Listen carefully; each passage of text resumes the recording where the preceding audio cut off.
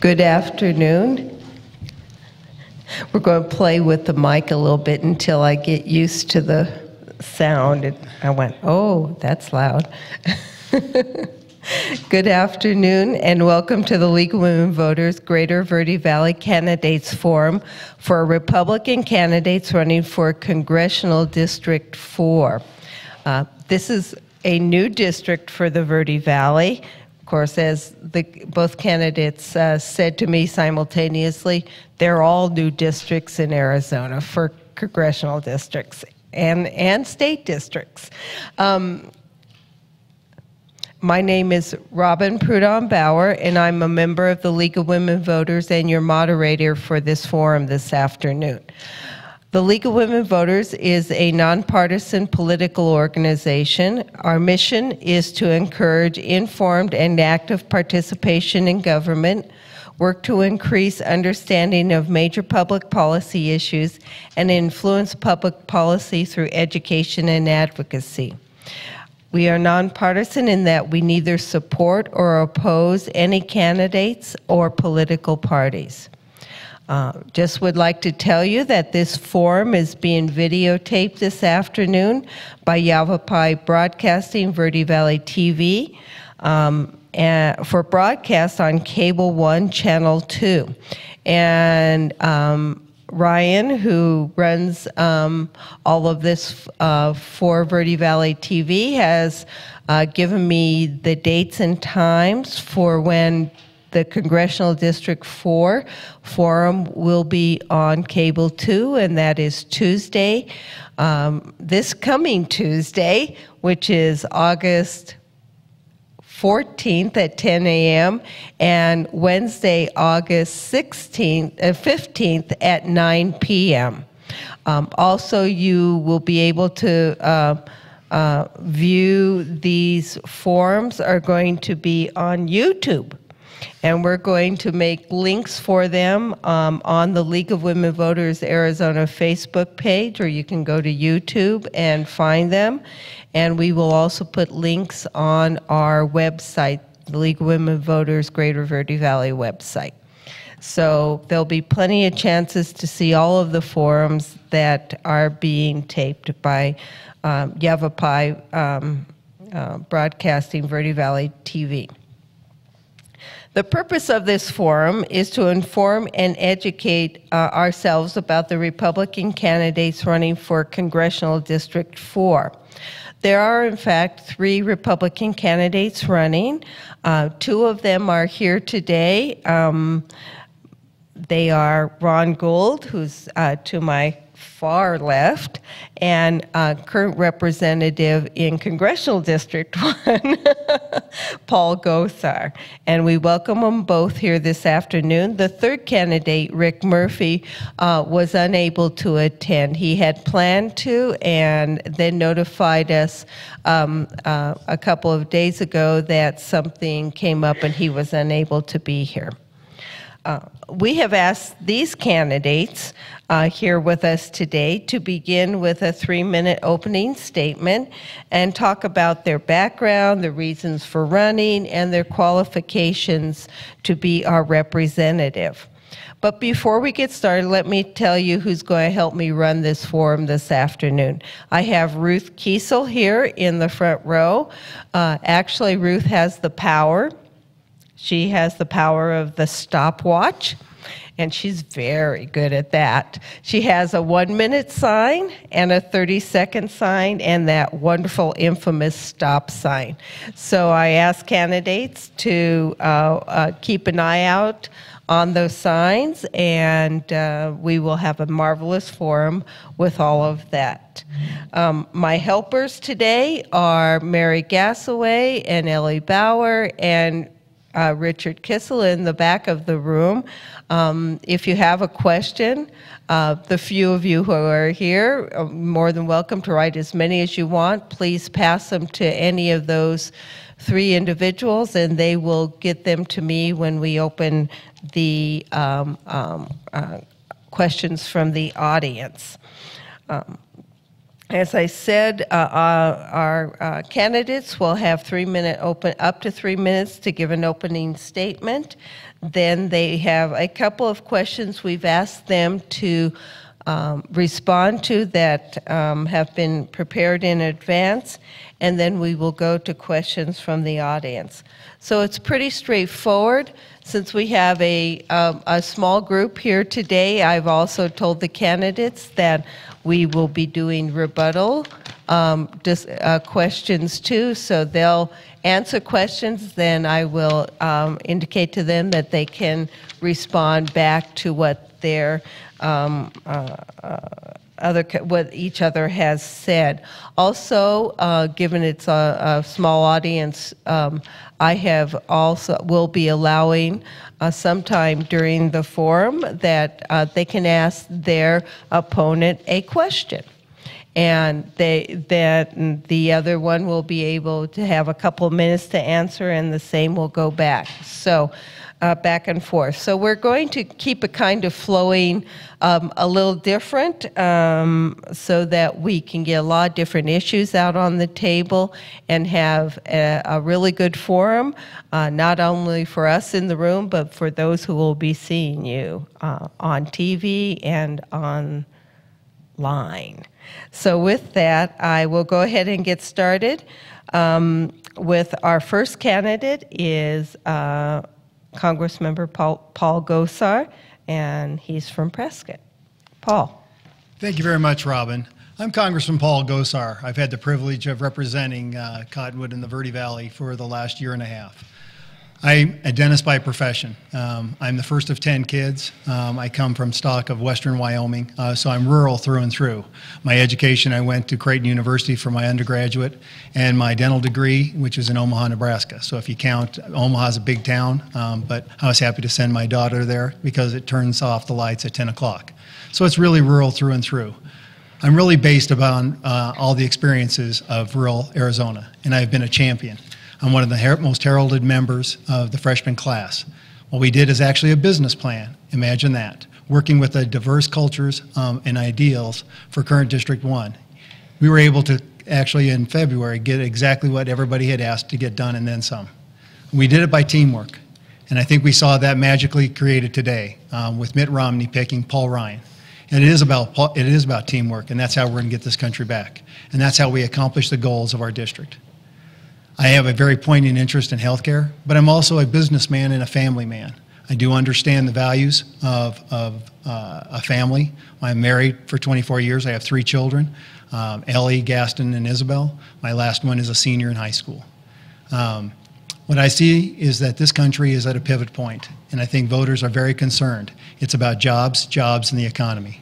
Getting people back into the aspect of having a place for the future of this country and having a price of rebuilding America. That's what I've stood for, and that's what I've been able to deliver.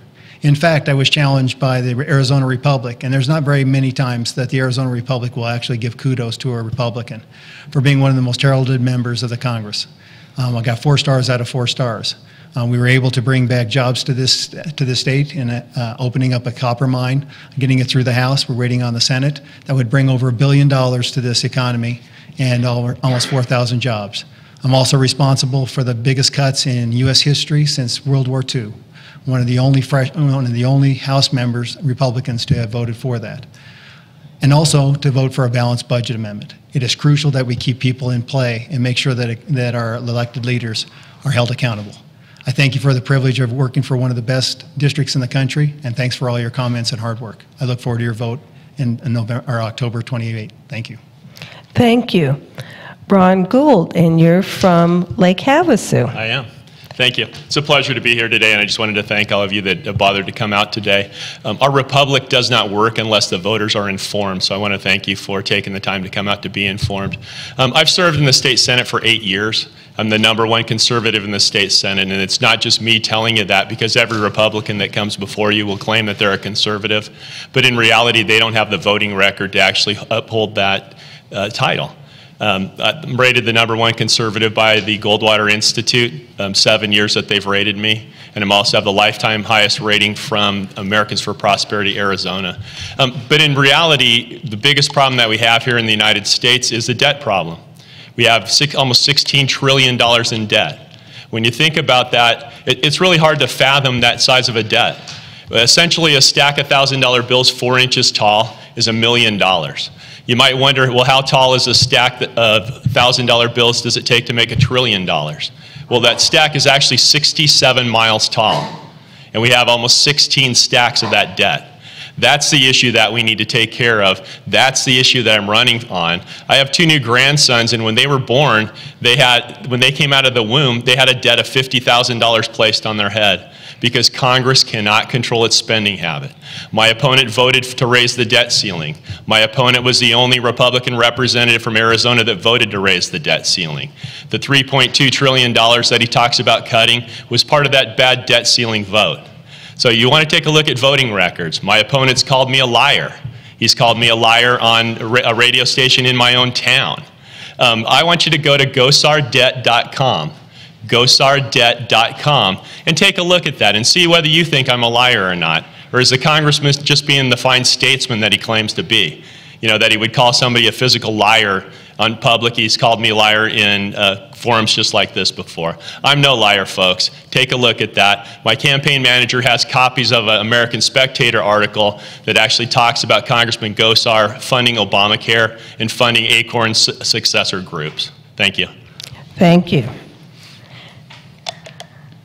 We'll go to the first of 2 questions that have been given to the candidates, and they will have 3 minutes each to respond.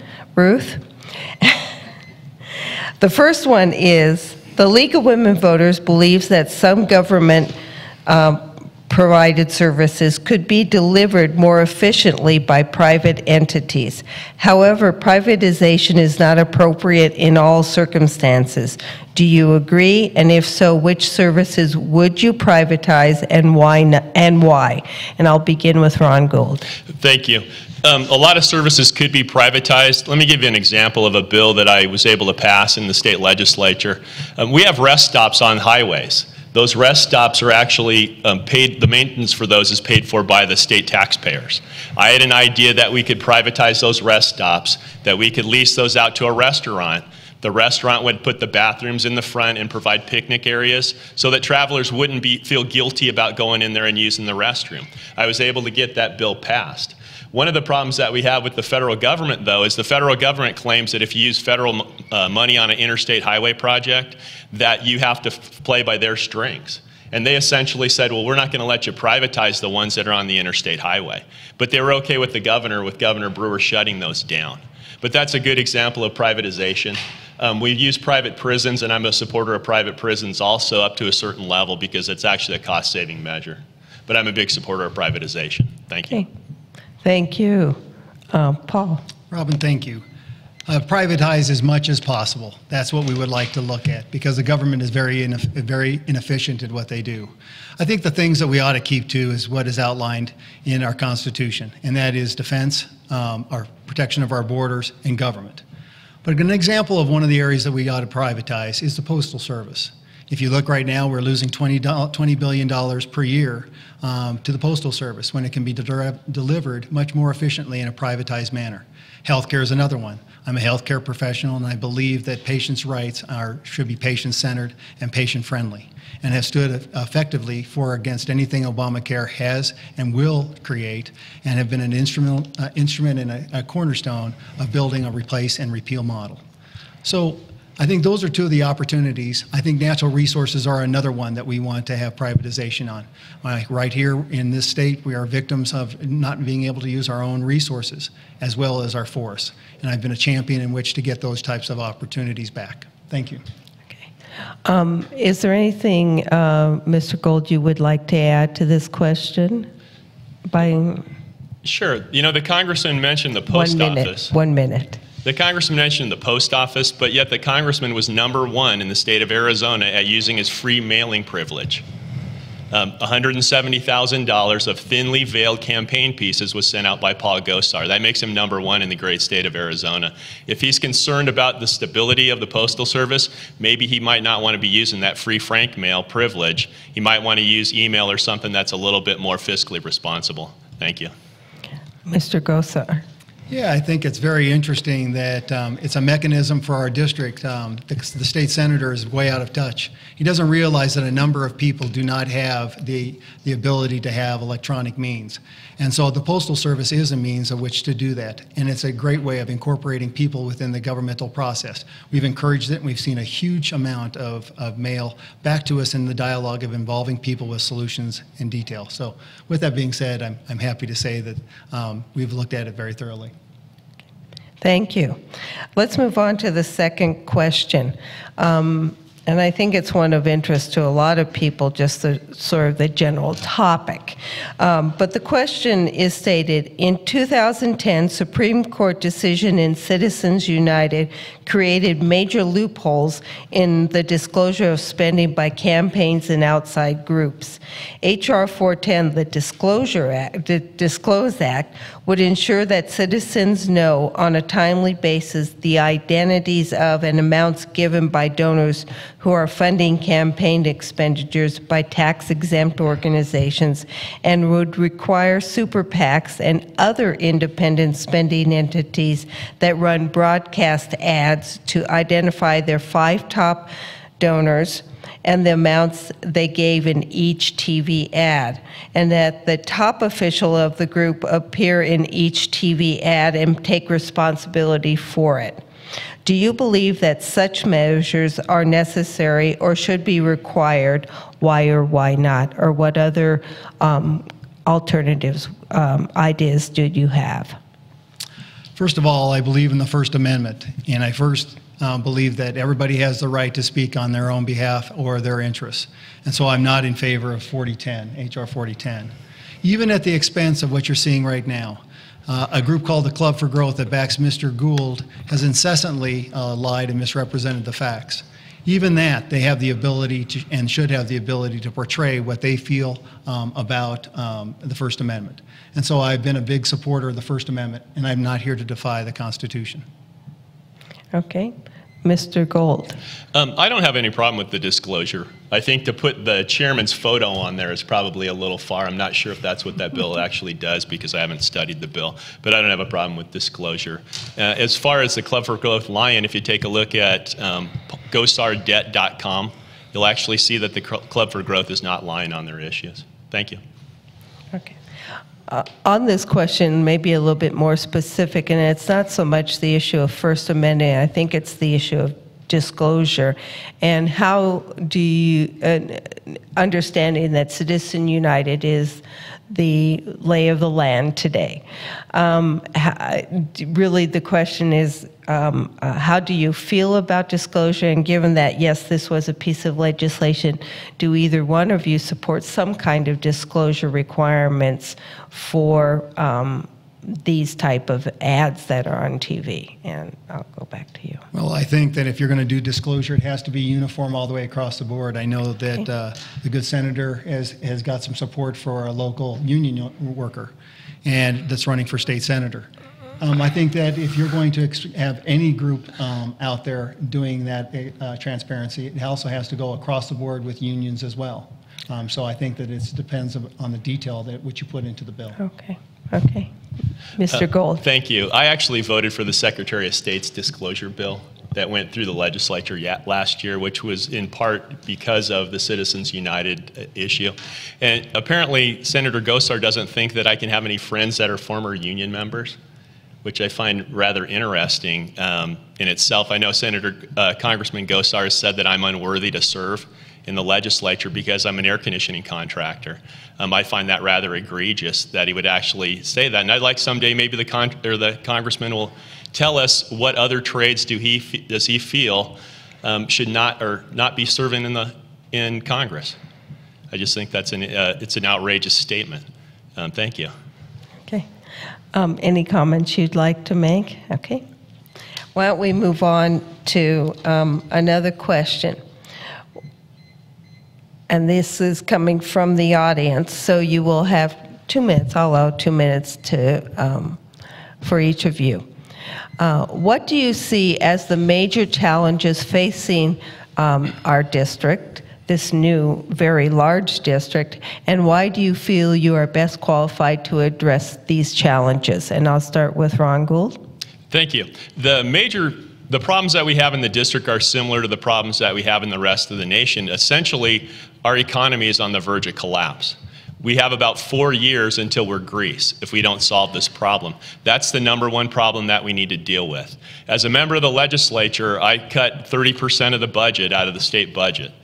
We need to cut 42% of the budget out of the federal government budget. I believe that I have the experience to do that. There's people that didn't like how we cut the state budget, but the point is we did it. We didn't kick the can down there. We didn't form a super committee that would sit in violation of the Constitution that's now put us in a problem with the sequester issue.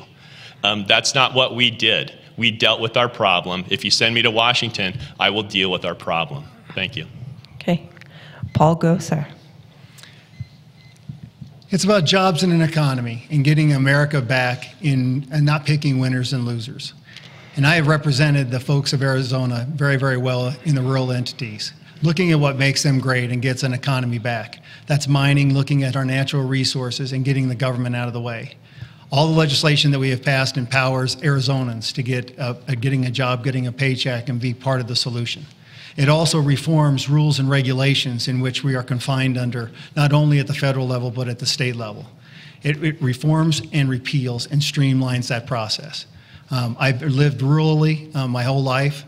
I'm a healthcare professional. I understand the values in healthcare and being a personal and patient-friendly. But it's also engaging people because people understand what they want and how they get that accomplished. Thank you. Okay, sort of on the balanced budget, or the budget, excuse me, not balanced budget. How will you balance the budget if the Bush tax cuts continue? And be specific. I'll start with Paul Gosar on this one. Well, the problem is that I voted to extend the Bush tax cuts for 1 year so that we'd have a full discussion about the tax policy. The tax code is broken. The freshman class that I'm a member of refused to put just a Band-Aid on. We want to change it. That means that it becomes a flatter, fairer code, lowering the rates and instilling investment in this country. That's where you got the $300 billion in additional revenue. We don't need to raise rates. We're overtaxed as we already are. But what we have to do is fully go back to the aspect of taxes.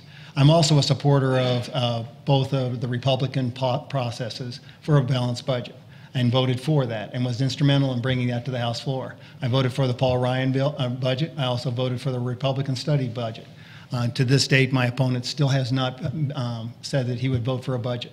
And that's kind of interesting that he's not voting for any type of Republican solution. Thank you. Thank you. Ron Gould. Thank you. It's interesting that the congressman wants me to know what budget I was going to vote. I'm going to vote for. I'm not in Congress. 2, there's no budget has been presented to me for a vote. I've voted for 9 budgets in the state legislature. I'm not afraid to vote for a budget. My problem with the Ryan budget is the Ryan budget doesn't balance the budget until 2040. We don't have until 2040 to cure this problem. It also raises the debt ceiling 5 times. I'm not going to vote to raise the debt ceiling. We need to deal with this problem now. The things that I would cut, we need to take a look at each and everything.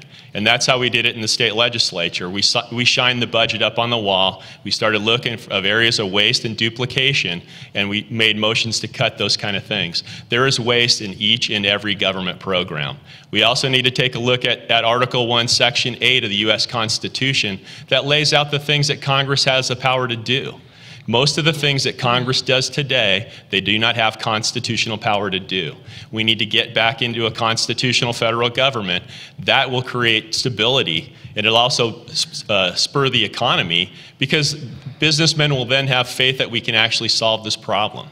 That's going to spur the economy. That's going to create jobs. That's going to bring jobs back to America. That's what we need to do. We don't need to pick winners and losers. We need to deal with the budget situation to give the people confidence. Thank you.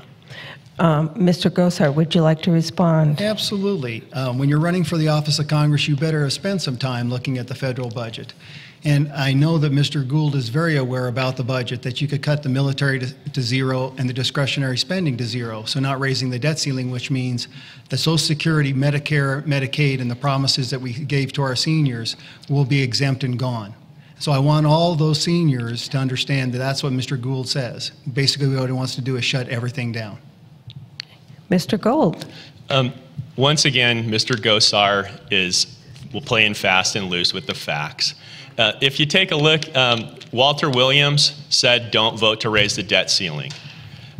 Thomas Sowell said don't vote to raise the debt ceiling. I'm not sure who the congressman was listening to. I think he got gamed because he's inexperienced. He doesn't have any legislative experience. And you can't really blame that on him, because in the real world, people actually keep their word for the most part. But in the world of the legislature, in the world of Congress, if you can't get it in a Brandenburg Gate exchange, you're not going to get it. If they promise you a tax cut in the future, if you vote for a tax hike today, that's not going to happen. You need to get what you're going to get today, because it's just like during the Cold War and you're swapping a prisoner on the Brandenburg Gate. You need to do it simultaneously, because a promise that somebody makes to you that's going to happen 2 years from now, it's not going to happen. He doesn't have the legislative experience to actually know that, and it's not really his fault. Thank you. Thank you. Continuing I'm going to continue on this little sort of budget issue, because that's one of the key issues you both have raised. And so the question is, and I'll start with Ron Gould on this, how would you handle entitlements? You hear a lot about Social Security being an entitlement, and I don't really think that that's true, because the people that have paid into Social Security, that's their money. They should have their money returned with interest. Probably what you need to do is you need to raise the eligibility rate, because the lifespan of Americans has actually gotten longer. You need to take a look at fraud and waste inside the Social Security system. You have an incentive for children to be deemed educationally slow, and they're then put into the Social Security system. Well, that parent makes money to do that. The school makes money when they do that. We need to take a look at this, because this is not what the program was. It's rather interesting, when they formed Social Security, the U.S. Senate wanted a government plan.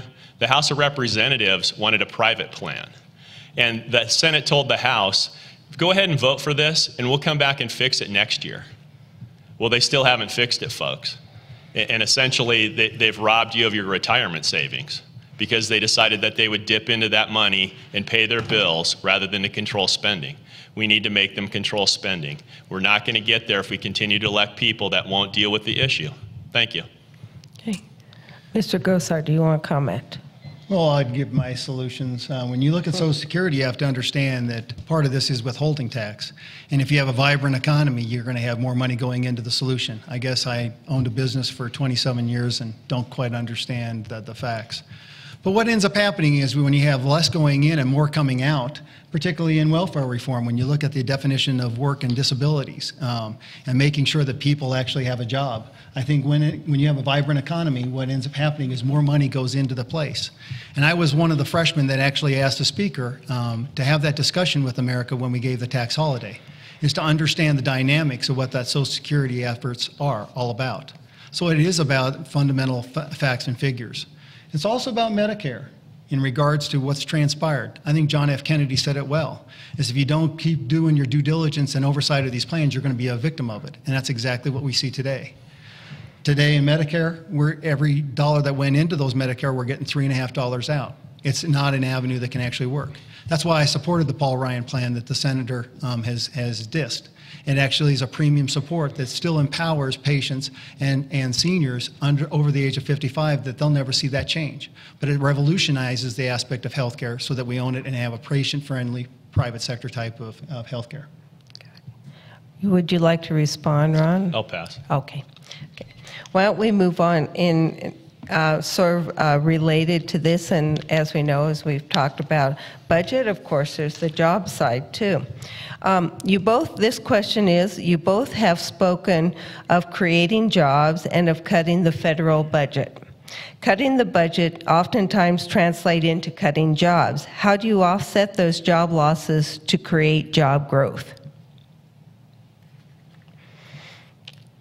And I'll let, His turn. actually, I'll let Paul start with this one. State the question one more time. Then. Yes, you both have spoken of creating jobs and of cutting the federal budget. Cutting the budget translates into cutting jobs. How do you offset those job losses to create job growth? Well, first of all, it's to get the federal government out of the way, because in order to create new jobs, government's not here to create jobs. It's here to create an environment in which we understand and work by. Mm-hmm. And so the red tape, the rules and red tapes that we have to work under is egregious. Once upon a time, there was only the EPA. Now we have the EPA not on the federal level, but the county level, the city level, the local level. So we have a myriad of prospects and tax that go with that. So when you do make those cuts, you have to look at them conscientiously to empower job growth. That's why you look at what makes a district tick, like our natural resources. Mm-hmm. For every one of those jobs that you create, you get a factorial of at least 2 in service side. And that's how we've done our job. What we've done is we've looked at copper, one of the mainstays of Arizona, mm-hmm. and getting a copper mine that brings over $1 billion to the state and almost 4,000 jobs. Getting our timber industry, where we actually have some thinning instead of being victims of having to use money we don't have, and losing revenues that could go to our schools. That's 1,000 jobs in those aspects. And when you start looking at what's principal and keen to your local economy, that's how you build an economy. And you look at the rules and regulations in which you're going to streamline, and you work backwards. Okay. Ron Gould. Thank you. The reduction in government spending is actually going to stimulate the economy in itself, because they won't be taking up as much of the economy. That it's essentially ground up in a bureaucratic process where regulators regulate things, and then we continue to regulate stuff that just for the sake of regulation. That's not really productive, and that doesn't create any wealth. And mining and logging create wealth. Information technology creates wealth. All these things are going to be stimulated if we, 1, show the people that we're going to get our house in order, and 2, actually do it. That's going to bring jobs back to the United States. We need to do this, and like I said, we don't have till 2040 to do this, and that's my problem with the Ryan plan. We need to do it faster than that. Thank you. Okay. Any comments either one would like to make on that? That's pretty straightforward. Okay, we're going to go to another question, sort of changing topics completely. Since prisons exist to protect the public by confining human beings who have been convicted of felonies, and since this confinement does infringe on these people's rights, is privatization by companies who seek to turn a profit really appropriate? And I'll start with Ron Gould on this. I believe that private prisons are appropriate. Those people are criminals, and they lost their right by virtue of being a criminal. As long as the private prison operates more efficiently than a public prison, then I would use private prisons. And I don't think that person that's incarcerated really cares whether the check for the prison guard comes from a private company or whether it comes from the state of Arizona or the federal government. They know that they're incarcerated. Thank you. Okay. I agree the same way. If a private prison can actually offer the services much better, it should be. But they're also there to pay restitution. And that's what we've gotten wrong, is that we actually have to have prisoners actually work off of their restitution and should be working for their stay.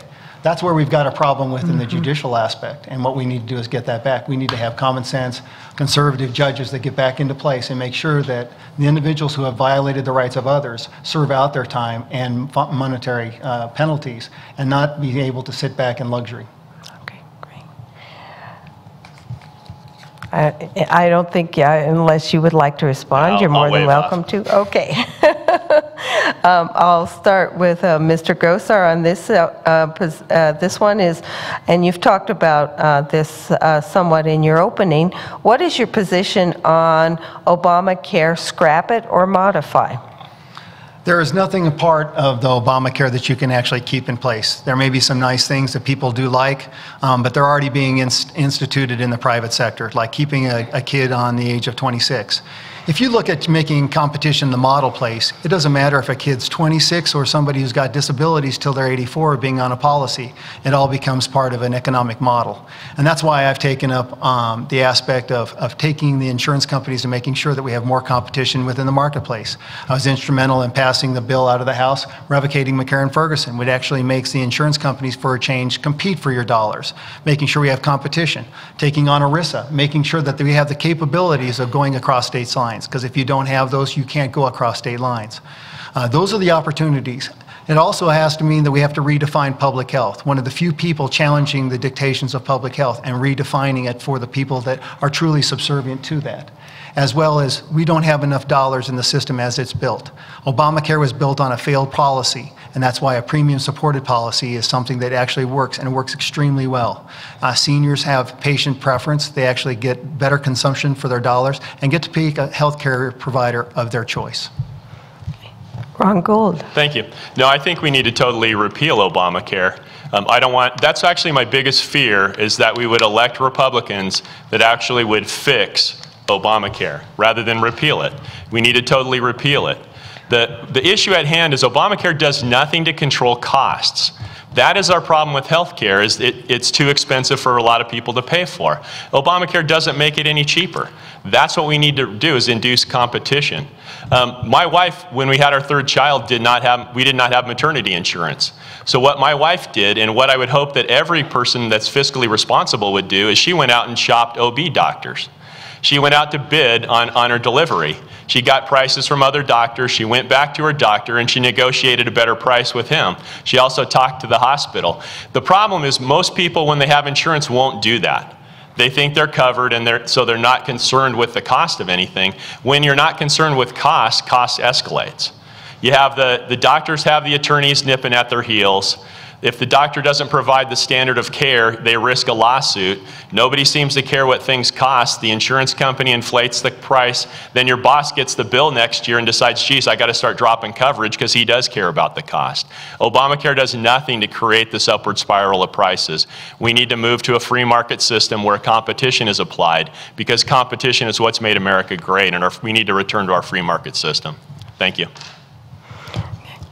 Would you like to comment? I think this is a critical issue. And maybe on the issue of redefining, we talked about redefining. Well, I think the one part that I would also echo is tort reform. This is an aspect in which we have to have tort reform that doesn't subjugate states' rights.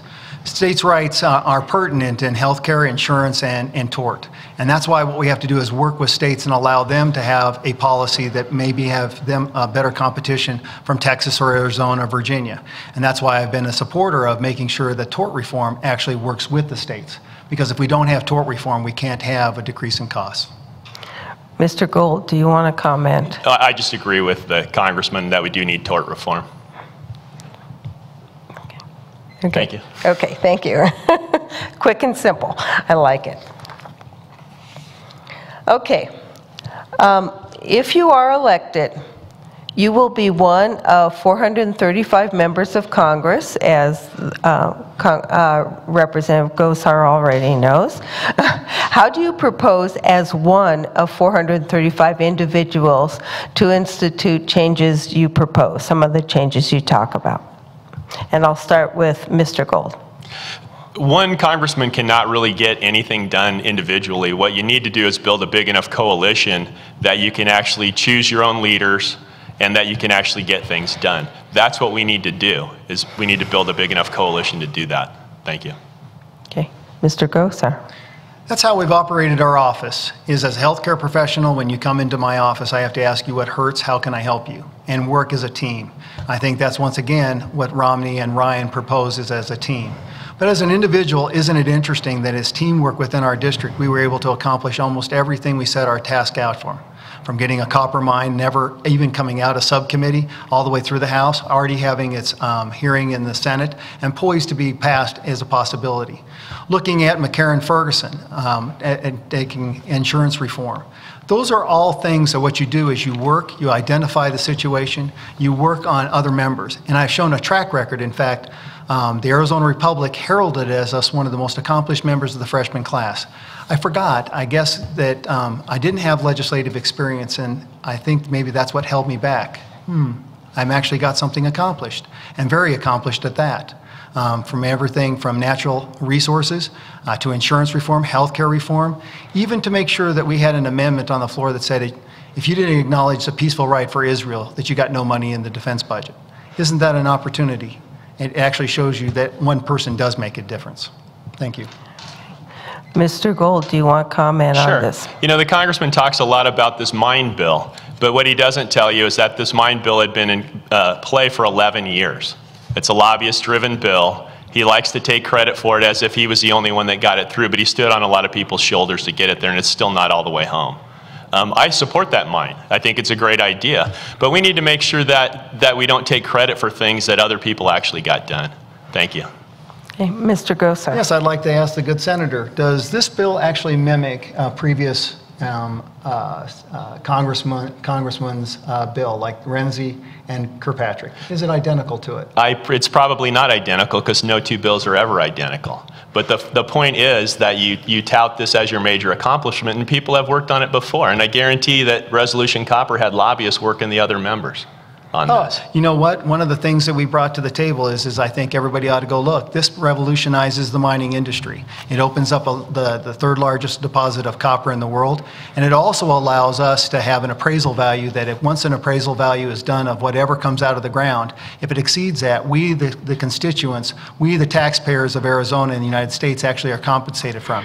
My dad was a geologist, so I'm very astute on actually building this law and new ideas. I am a dreamer, and I do get it accomplished. So you know what? Yes, I'll acknowledge people introducing it, but it never even got out of subcommittee. It takes a lot of effort to be able to get it out of a committee and even out of the House, and we were very accomplished at getting it done. Thank you. Nothing. Okay. What is your position on sequestration? You said you were against it, I believe, Mr. Gould. Do you want to sort of talk about that a little bit more? I think that was a bad deal to go in, to make an agreement that you were going to cut X amount from social services and X amount from the military spending. Those things are not equal. And we should take everything on the line item budget, decide what things are important, what things are less important, and balance our budget that way. But to turn it over to a super committee to then put yourself on the line to actually play that way, and the danger that put the nation in. They need to just throw that overboard. They don't have to support that. They need to pass a new bill to actually look at this situation correctly and make the appropriate changes. Thank you. Mr. Gosar. Well, I voted for sequestration. And you know what? What I expected is grown people to make grown decisions, a big decision. And they didn't.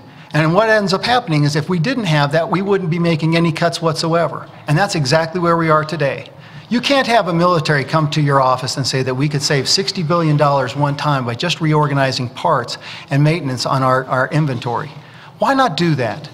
That's what it's all about. Yes, I'm also one of those Republicans the Republicans have put forward a plan that breaks sequestration. But you know what? I'm here to say that we need to cut, and I'm the one and only House member Republican to vote for those cuts, and that's how much squirming we have. The last time I looked, we have a Senate that actually is controlled by Democrats, and actually a House with Republicans and a president who is not a Republican in the White House. To get changes and to get cuts, these are the largest cuts in U.S. history since World War II. I think that's pretty marvelous, so I do back that. And we must make our cuts because everybody can do with a haircut. If the gentleman over to my left says that it's the biggest thing that we ought to be doing is our fiscal shape, it ought to be something that we actually hold appropriate and make sure that we make the cuts. Thank you. Mr. Gould, do you want to respond? No comment. Okay, thank you. Is there an issue you would support which could receive bipartisan support? And I'll start with Mr. Gosar. Say that one more time. Is there an issue you would support which could receive bipartisan support? In fact, most of my legislation is bipartisan in making sure people acknowledge how well it's done.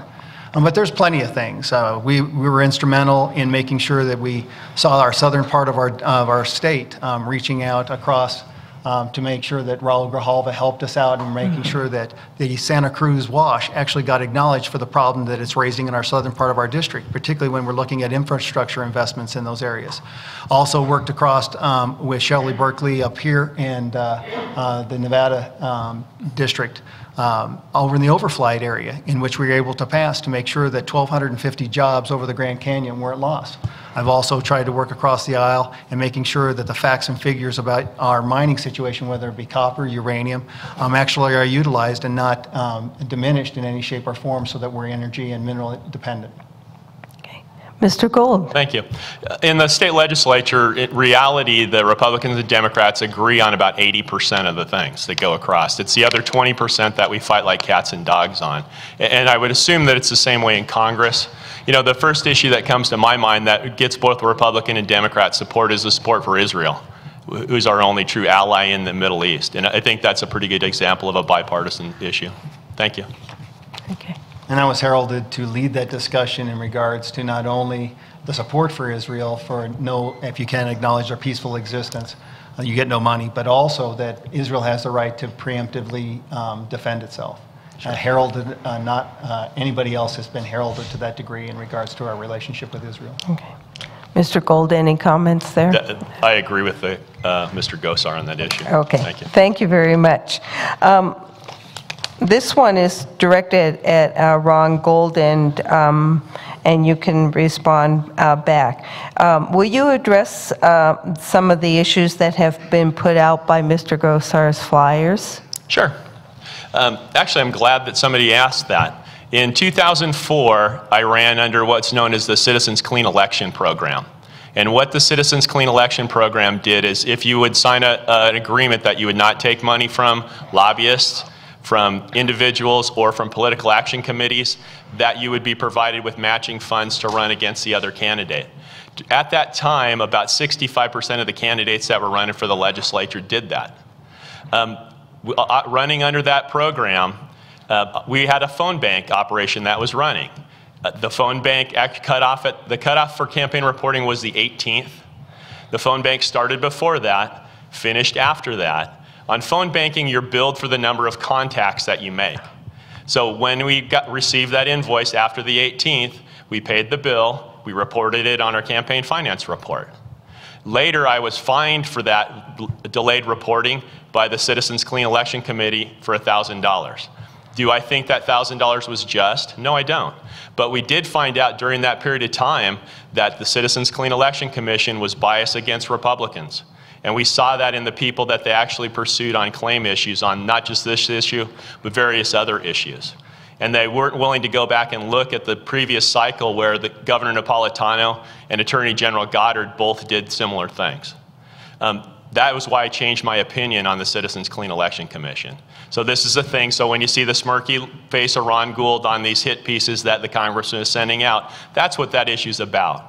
You know, it's not about using franking money for thinly veiled campaign pieces. It was an election process that was approved by the voters. We used it. We found out we didn't like it, so I didn't use it again. And then we tried to disband it because we thought it was bad. In the end, the Supreme Court ruled that the matching funds portion was unconstitutional. That's what that's all about. That's what the congressman has made a big issue about, because that's the only thing he can come up with. And a lot of times they take a little acorn of truth and build a giant oak tree with spin. Thank you. Thank you very much, Mr. Gosar. About that question? Yes. Or about a question back? Huh? About that question. Well, we had a lot of questions. I'd ask the question, is that the only part of discussion that clean elections find in violations of that act during that time of 2004? Is what? Was that the only thing that they found in violation for you on 2004 with your clean elections? Actually, they made another claim that was dropped later. That was, how much time do I get to answer this question? You get 1 minute. It's a campaign finance issue. It's 1 minute, sure. Please. What actually happened is the Clean Election Commission decided that we could not make lump sum payments to campaign consultants. So generally when you run a campaign, you hire a consultant because a consultant can get a volume deal on signs and printing and things like that.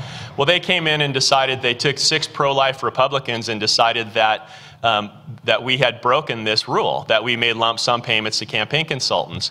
And they messed around with it, and they messed around with it. I actually went and took a look at the previous cycle, and where 65% of the candidates in the previous cycle did the identical thing, including Governor Napolitano, Terry Goddard. When I told them if they did not drop these charges, I was going to file 65 complaints against each one of those candidates, clean elections backed off.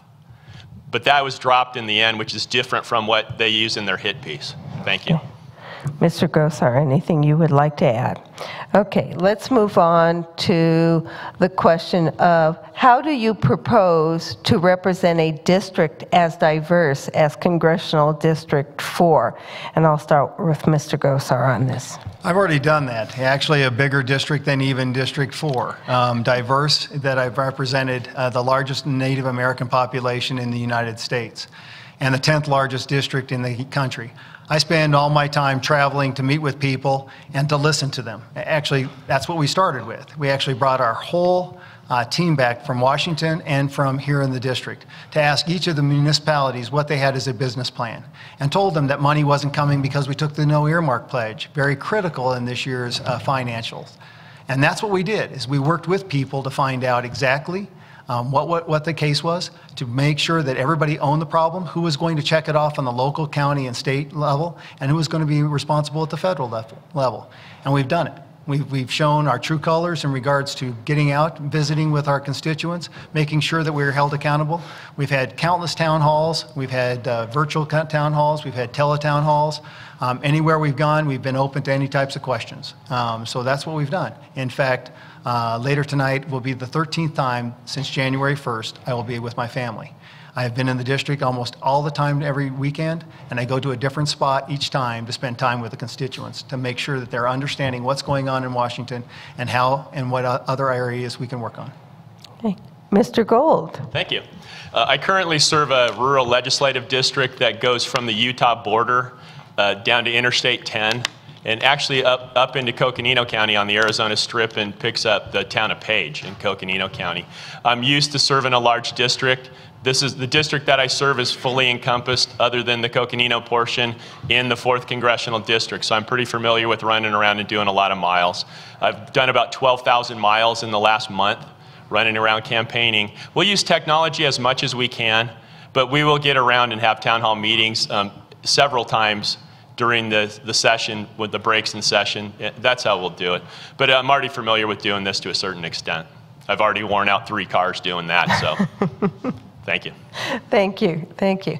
I'd like to have each one of the candidates pose a question to the other one for them to answer, and and keep it on the issues that you feel are most important to the people in your district or to the people of the nation. So we'll start with Ron Gould on that one. Do you have a question you'd like to ask Mr. Gosar? Sure. He's already answered his vote on the debt ceiling, but my big burning question is, Congressman, why did you move from your home in Flagstaff to a rented house in Prescott to run in a district that you don't live in? Well, first of all, my district and redistricting got cut into 2 parts. All these districts are new districts. And I had a West District and an East District. I've served the people very, very well of Yavapai County, of North Gila County, and Pinal County extremely well. And they wanted to continue that service. And so that's what we did. We came to this direction, and if we had had a better outcome in regards to redistricting, which we didn't have a lot of say at the federal level, but I'm sure the state senator could have had a better outcome there. That's where we're at, and we have satisfied everything that we've done. We have looked. I think we may even serve maybe about the same amount of this district as Mr. Gould does. So it's about service, and it's about people wanting to have solutions and somebody that actually does their job. Thank you. Okay. Mr. Gosar, do you have a question you'd like to ask Mr. Gould? Sure. I'd like to have you make sure you redefine your comment earlier today about the only Republican. I was the only Republican to vote for the debt ceiling? You were the only Republican representative from the great state of Arizona that voted to raise the debt ceiling in the bill that passed. Okay. I'd like to address a previous comment, though, about that Congressman Gosar somehow tries to blame the debacle of independent redistricting on the state Senate. The Senate did its job and removed the chairwoman. The congressman knows from our own private conversation that I was willing to remove all the chairman and the 2 Democrats. The problem was the governor would not remove those other 2 members, and the other problem was the state Supreme Court put that chairwoman right back in her place. Thank you. Okay, let's continue on asking questions. Both of you can do it, and we're going to kind of wrap up this early because we've gone through a number of questions, and I know both of you have busy schedules, but starting with you, Mr. Gosar, do you have another question you would like to pose to Mr. Gould that is maybe of an issue? It comes back to budget and raising the debt ceiling. Know that all the plans, including the Ron Paul, raises the debt ceiling because you would actually have to cut well over $2 trillion in cuts. You would have to reform Medicare and Social Security as well as Medicaid. Do you have a plan that you have actually put in place that we could all reference? Because when you do spout off in regards to a budget, you need to put it on black and white on paper and pen. And I don't think you understand the ramifications of what you do that. You suspend all payments to people who have put that in there. And you said it earlier today that we need to honor our promises to our seniors who put that's their money. So what you would be doing in taking $2 trillion out of the budget because 10,000 seniors are going on Medicare and Social Security every day, I would like to know, do you have a plan and have you put it? And when can we expect to have that plan in writing so we can digest it? Because America really, and Arizona really needs to know how you really stand, that you really understand budget, sir. I've been in the legislature for 8 years, so I understand budgets, Congressman. And I'll put my plan up right after you put your detailed plan up. I've already endorsed. How many pages is that detailed plan? We have already endorsed the Republican Study Committee and the Ryan plan. That's what. That's not your plan. That's the plan. You have said that you would not uphold either one of those. And so when you do that, I want to see your plan. And I think America deserves that plan. I think everybody across the board wants that. It's nice to throw a red meat to the voter out here that you're destroying Medicare and Social Security with that, and then you come back and say that you have to honor that promise. There is no way possible without having that discussion, nor raising the debt ceiling, to be able to have that discussion. So I'm asking you again, when can we expect your budget plan so that we can digest it with the likes of Paul Ryan, Jim Jordan, Senator Toomey, because I do know those people. The budget at the federal level is a little bit more intricate than the state level. Well, I would imagine so. Okay. So once again, I would like to ask, when are you going to propose your budget? When are you going to put it so the citizens of Arizona can actually see this budget? And I would like to have Mr. Gould have about a minute to answer that. No, I won't be putting out a line item budget. It's a ridiculous request by the congressman because he knows that I can't even get that information at this point. What he's done is he's endorsed somebody else's budget. That's the budget director. The budget director has multiple staff to actually produce that document. I don't have multiple staff to produce that document. But what I am promising you is that I will not raise the debt ceiling. We cannot kick the can further down into a next year. We need to deal with the situation. And this is a ridiculous request, and it's merely a political gotcha moment. Thank you. Thank you. And I'm trying to think of my sort of questions here. Actually, all that information is public, so it's very easy to get, and I think that's a nice cop-out because when you're throwing the barbs back over and over and over again, people really need to know what the plan is, because in order to not raise the debt ceiling, you would have to have cuts of well over $2 trillion, and you would have to reform immediately all payments to Medicare and Social Security. It just doesn't work. Even with Ron Paul's plan, you're raising it 5 times. The Paul Ryan plan actually raises it 11 times. Okay. Is there one last time, is there a question you would like to ask Mr. Gosar, and then we'll have a little discussion back? No, I don't have any questions for the Congressman. Okay. With that, I do have one question just before we go to closing comments, and I'd like to start with Mr. Gould on this. What are the top 2 key issues you will work on if you are elected? The top 2 issues that I will work on is curing the spending crisis and repealing Obamacare. Those are the 2 things that are stifling growth in the United States. Those are the 2 most important things that we need to work on. Thank you. Mr. Gosar. It's jobs, economy, and the federal budget. It's getting the federal government out of the way to create jobs or to create an environment for jobs that are streamlined efficiencies, streamlined rules and regulations, and empowering people to invest in America. Actually putting money into the system so that we can actually reform it. Okay. Thank you both very much. And with that, I'd like to have you both do your closing comments for us. And I will start with Ron Gould, who's candidate for Congressional District 4. 2 minutes, please. Thank you for putting on the forum today, and I want to thank the people that have come out, and I want to thank the people that are going to be watching this on TV. I'm a proven conservative. I have experience in cutting budgets. This is the biggest thing that we need to do. I have a 100% pro-life voting record. I have an A+ rating from the National Rifle Association, and I've worked on each and every piece of illegal immigration legislation that's went across the state Senate floor.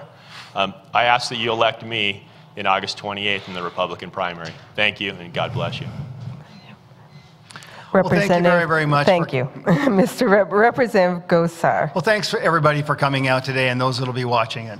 I have a track record that I am not ashamed of over the last year and a half because it works with the people of Arizona in getting solutions.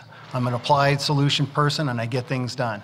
I'm actually endorsed and supported by the NRA and Gun Owners of America for my stalwart application and to hold Eric Holder accountable. I'm also in gun rights issues. I'm also Right to Life, endorsed by Right to Life. I'm endorsed by the National Chamber in understanding and getting people back to work and understanding the value of the private enterprise. I have worked diligently. I have come up with solutions, and they are poignantly brought from my office. We do this together. I don't lean on anybody else's stuff, but I do, and I'm articulate about the facts. America deserves somebody that cares, that wants to involve the American public, because if we do not do this together, we cannot do this individually. If we make just cuts and do not empower America to invest in America by private sector business, we still cannot accomplish this. That is a comment, it's a two-edged sword, and we have done that diligently. Thank you very much. We look forward to your vote, and thank God for all of us in the room today. Thank you. Thank you both.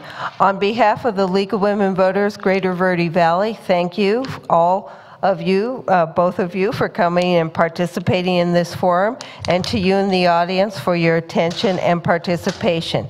And of course to the City of Cottonwood for providing this wonderful space at the Cottonwood Recreation Center. It is a beautiful space and we've enjoyed our day here. If your question did not get asked, candidates will be available to speak to you at the close of the forum. And lastly, a couple of reminders that are really important.